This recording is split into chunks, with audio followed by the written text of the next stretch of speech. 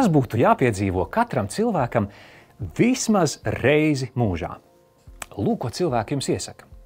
Lidot ar gaisa balonu, redzēt ziemeļblāzmu, iemācīties spēlēt mūzikas instrumentu, gulēt zem zvaigznēm, jātar zirgu pludmalē, atrast labāko draugu, redzēt lielo kanjonu vai noskatīties Broadway teātra izrādi. Tās ir fantastiskas lietas, bet vēlos tev pastāstīt par kaut ko tādu, kas pārspēj visu iepriekš minēto. Tas ir kaut kas jaudīgs, dzīvi satricinošs un pat ekstrēms. Bībeles izlasīšana. Paklausies, kas notika.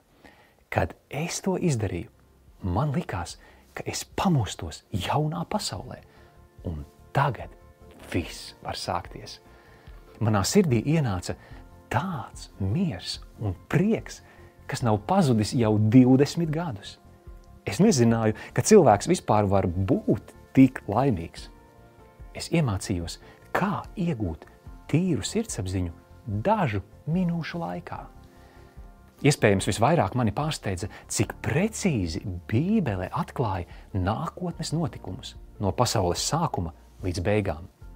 Un mēs varam vienā rokā turēt Bībeli un otrā rokā vēstures grāmatu un pārliecināties, kā Bībeles vārdi burtiski piepildās mūsu acu priekšā.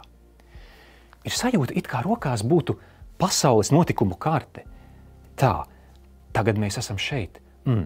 Tagad piepildījās šis. Tā, tas jau ir bijis, tas arī. Tagad būtu jānotiek tam. Kad es to zinu, notiekošais pasaulē mani vairs nebiedē.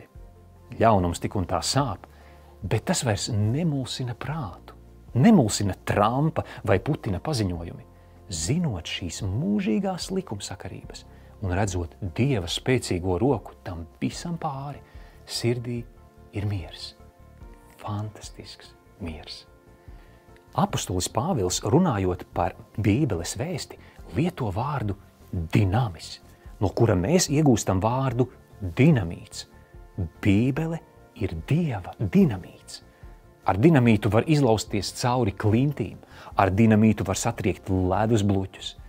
Nekam citam šajā pasaulē nav tāda spēka atraisīt cilvēka radošo potenciālu, talantus un spējas kā Bībeles vārdiem.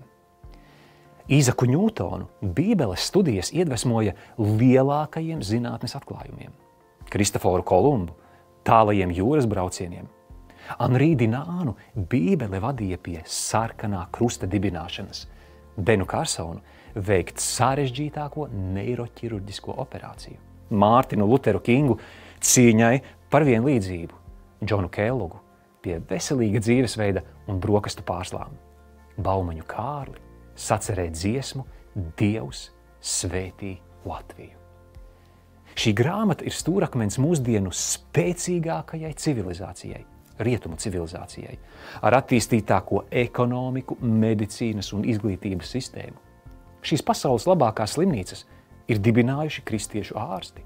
Hārvarda universitāte ir nosaukta mācītāju vārdā. Jeilu dibināja garīdznieki, tāpat Oksfordas un Kembridžas universitātes ir dibinājuši mācītāji. Arī dziesmu svētku kustība ir sākusies Bībeles svētkos. Un kas būtu latvieši bez dziesmu svētkiem? Kas būtu Rīga bez Doma laukuma un Pētera baznīcas torņa? Un tagad iedomājies, kas notiktu tavā dzīvē, ja tu ļautu Bībeles vārdiem atraisīt tavu potenciālu? Iemācies lasīt Bībeli un kļūsti par labāko sevis versiju. Pievienojies Bībeles studiju mini kursam. Bez maksas. Te vērtā laikā un formātā, individuāli vai grupā, attālināti vai klātienē. Tās ir jāpiedzīvo katram cilvēkam. Tu neesi pa īstam dzīvojis, ja neesi iepazinis spēku, kas nāk no Bībeles lapas pusēm. Šajās nodarbībās tu iemācīsies orientēties Bībelē, iepazīsies ar galvenajām Bībeles tēmām, kāpēc pasaulē ir ļaunums un kā Dievs to atrisinās, kā es varu tikt glābts, kas notiek pēc nāves un kas ir mūžīgā dzīvība, Kā saņemt garīgu spēku un iedvesmu ikdienai? Ko Bībele atklāja par nākotnes notikumiem? Mērķis ir, lai pavisam drīz tu pats, bez mācītājiem, teologiem vai kādiem guru, varētu atvērt Bībeli un tur saņemt gudrību, dzīvību un spēku. Lai pieteiktos Bībeles apmācību mini kursam, dodies uz lieliejautājumi.lv.